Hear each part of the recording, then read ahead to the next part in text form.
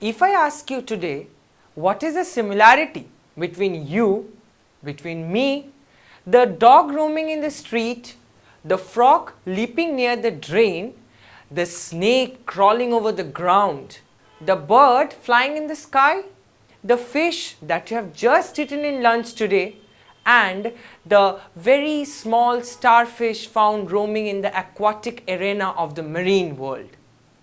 You may seem to be a bit perplexed, a bit confused regarding what I am talking about.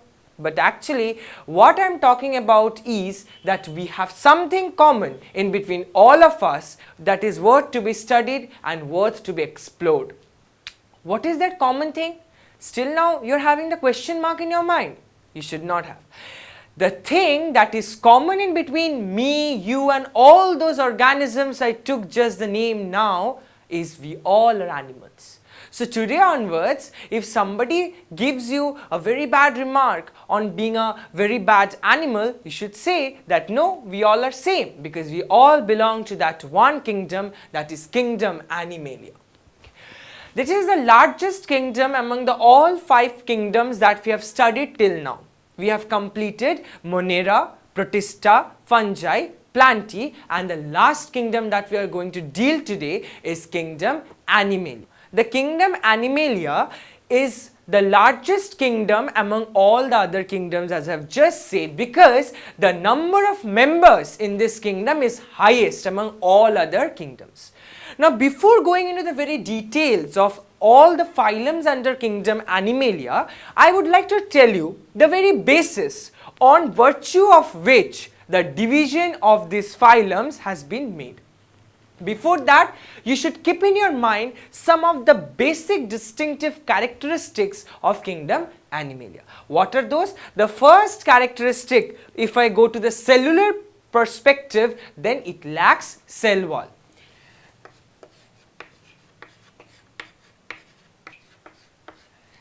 If you remember, then while discussing plant kingdom, we said that plant cells have cell wall and that is made of cellulose. But in case of animals, the most contrasting feature between both of them is the absence of cell wall in case of animals. So what do animals have? They have cell membrane, or they have plasma membrane as their outermost covering of the cell.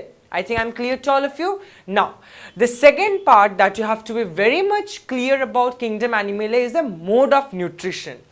That is, all the members of the kingdom Animalia are heterotrophic in nature. What are they?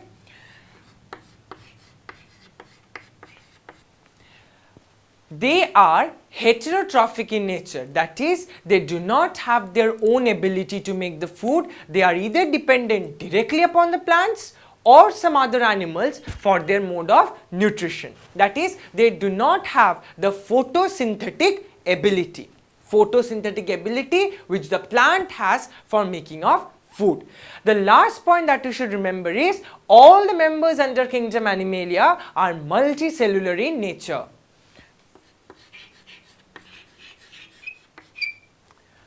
Okay, so all members are multicellular in nature, means they are having more than one number of cells in their body. So these are the basic 3 characteristics of all the members of animal kingdom, where there is no as such exceptions, because all the members that we are going to study right from the very phylum Porifera till phylum Mammals, all will show the similar type of characteristics. Okay, I am clear? So, as it is not given directly clearly in your book, but you should know, because in the upcoming phylums you are going to learn about it, there are 4 bases of classification by the virtue of which the entire kingdom Animalia has been divided into the respective phylums. There are 4 categories. Okay, so the first category that you have to remember is symmetry. Okay, so as we have already discussed, symmetry is the first basis of classification in case of the kingdom Animalia. In mathematics, you might have gone through this term symmetry.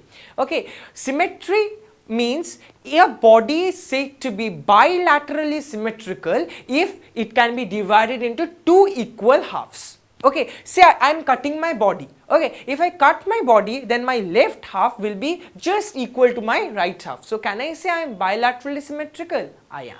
Okay, so on the basis of symmetry, there are three categories. First category is asymmetrical. Asymmetrical, means absence. Anything where you have that is a, which you should understand in biology, the terminology is that is asymmetrical means the symmetry is absent. Like acellular, cell is absent. So asymmetrical means symmetry is absent.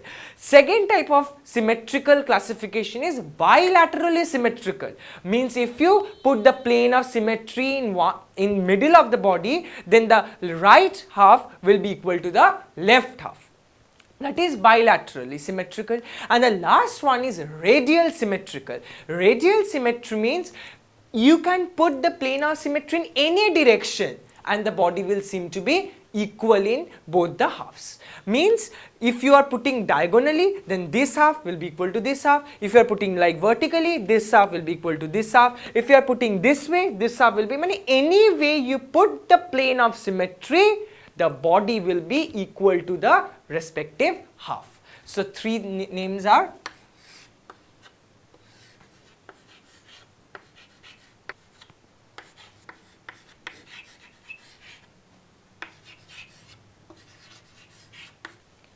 So please remember these three terms very carefully, because you are going to get this one after the another many a times. That is, asymmetrical means no symmetry. Bilaterally symmetrical means you keep the plane of symmetry in middle, right half will be equal to the left half, only in middle. And radial symmetry means you put the plane of symmetry in any direction. One of the half of on this part of plane and the another half on that part of the plane will be equal to one another. So symmetry is a very important characteristic by virtue of which the classification of the phylum has been done accordingly. Okay, am I clear? The next basis of classification is coelom. This is a very important concept that you have to remember, because coelom is a very important characteristics of every living organisms found on this earth. Okay, so coelom, in bracket I have written body cavity. Means our body has cavity inside it, and the cavity has designated pockets upon which the organ is fitted. Okay, I am giving you an example. Say the left part of our body we are concerned with. So this is the outermost layer of our body, and in between it is the body wall, and now it is our internal organs. Okay, these sockets, say here the stomach will fit, here the stomach will fit, here the abdomen will fit, say here the kidney will fit, say here the testis of the male body will fit. I am giving you an example. The orientation is not like this. I am just trying to make you understand what coelom is. So this portion is the cavity. This portion is the cavity. This portion is the coelom. Am I clear? Coelom. And there are designated pockets upon which the organs will fit. Try to understand it very carefully. This is our external body wall. This is the gap between the external body wall and that of the internal organs. It is full of muscles. There are muscles all inside it. Okay. When you are reaching up to the internal most part, this is the gap. Okay, this is the gap. Here you have the gap. It is empty. Gap. Okay, but the gap has made curvatures on the body of the muscles so that the organ of our internal part or internal anatomy will fit into it. This is very important concept. Okay, so coelom means a body cavity. There should be a gap inside your body, and in that gap the organs will fit into their designated positions.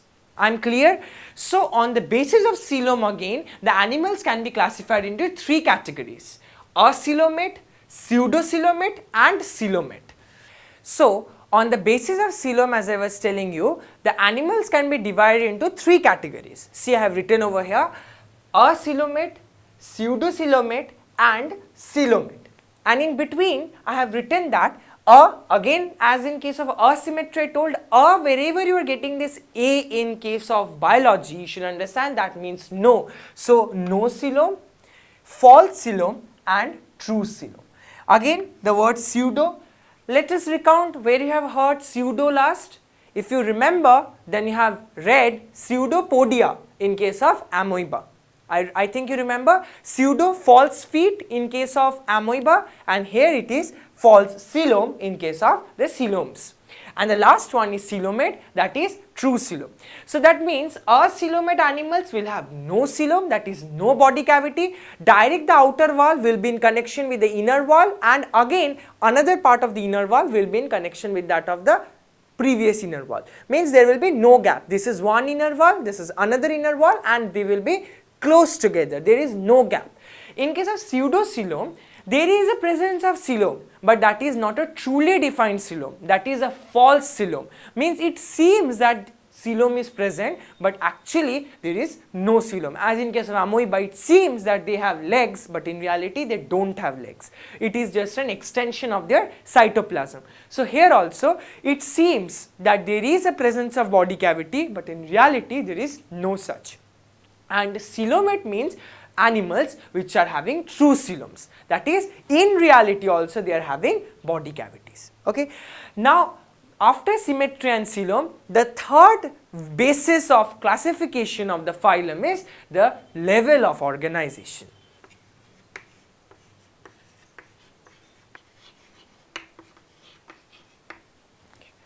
So level of organization is also a very important concept that you have to remember, and that is animal kingdom is divided into two levels of organization. One is cellular level and another one is tissue level. As you know, tissue and cell you have already discussed in your essay 1 syllabus of biology. So cellular level of organization means the animals are at the level of cells. No further division of tissues has been observed in case of those animals. But in case of tissue level organization, it is the cluster of cells that make the tissue. You know the definition, cluster of cells makes the tissues, and the animal is having presence of different type of tissues meant for different types of functions to be conducted.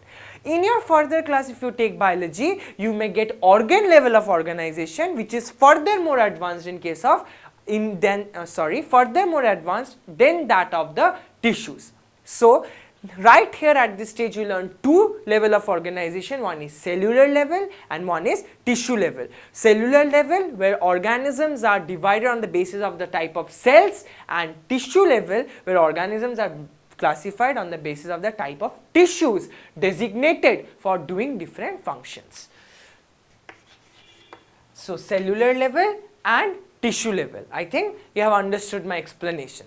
So now after symmetry, coelom and level of organization, the last basis by virtue of which animal kingdom is classified, that is germ layers. That is germ layers.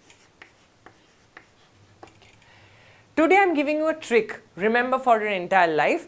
Whenever you are getting the word germ, you should understand it is something that is related to a reproduction. In class 8 you have learned about reproduction in animals. Germ cells, you might have gone through this word. In 10th also you are going to learn about it. So germ layers is related to reproduction. How? I am telling you that.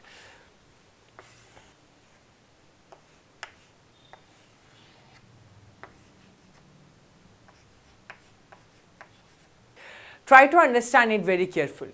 This is a sperm from the father. Okay.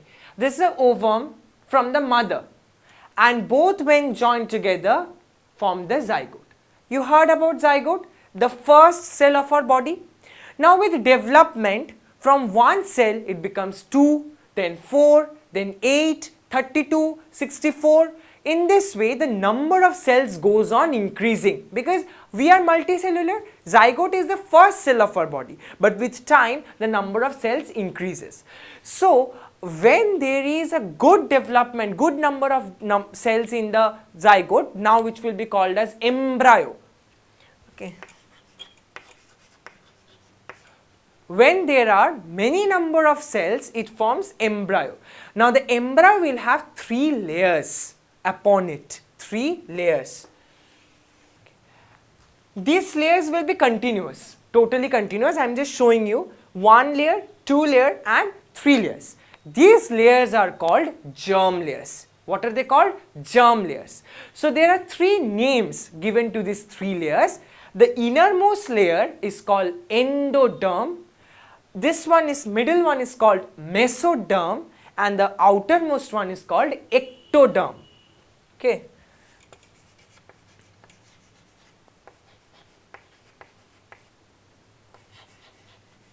So as you can see, we have endoderm, mesoderm and ectoderm. Endoderm is the innermost germ layer, mesoderm is the middle one and ectoderm is the outermost germ layers.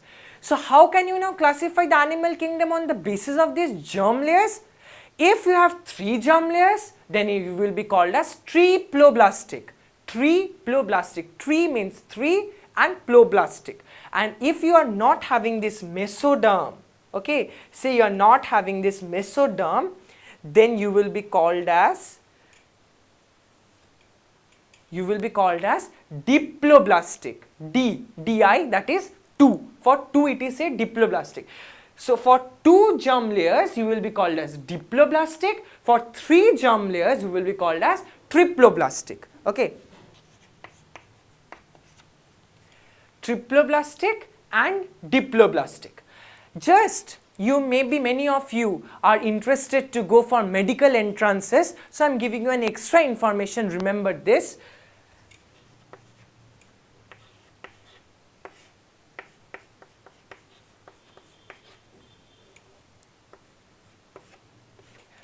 This is a very common question asked once in every year of medical entrance. Ectoderm, mesoderm, endoderm. From ectoderm, that is the outermost germ layer, arises nervous system, our neurons, our brains, our spinal cords, everything. From mesoderm, that is the middlemost germ layer, comes our circulatory system, excretory system and digestive system. C for circulatory, E for excretion and D for digestive. Circulatory means heart, blood vessels, everything. Excretion, kidney, Bowman's capsule, renal tubule, ureters, everything. Digestive, stomach, esophagus, liver, pancreas, all the things which are responsible for digestion. And from the endoderm, that is the innermost germ layer, arises R for reproductive, that is our testes or ovary and all other accessory reproductive organs, and this res for respiration, that is our lungs and all bronchs and our alveoli and everything related to respiration. So this is a trick for you to remember. Nested res, nervous, circulatory, excretory, digestive, reproductive and respiration. See, all the organ system of our body are covered under this. So on the basis of germ layers, we can classify how triploblastic means having the 3 germ layer, ectoderm, mesoderm, endoderm, and diploblastic means 2 germ layers, mesoderm is absent, so you have ectoderm and endoderm. Okay, so these are the 4 bases on the virtue of which you can classify the animal kingdom. The 4 bases are symmetry, body cavity, level of organization, and the last one is the germ layers. Now we are entering into the very galaxial world of the animal kingdom, starting with phylum Podifera.